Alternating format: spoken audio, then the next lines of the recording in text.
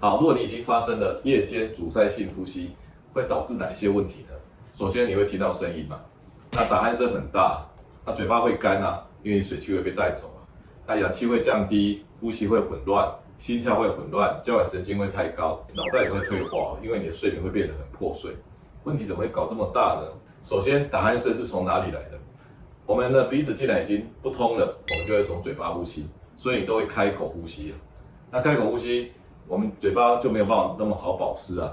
而且气体进来以后呢，它会震动我们的悬雍垂，所以发出声音就是那个悬雍垂。另外呢，从嘴巴呼吸呢，还有一个缺点，它会把我们嘴巴的水汽带走，所以我们都觉得嘴巴很干啊。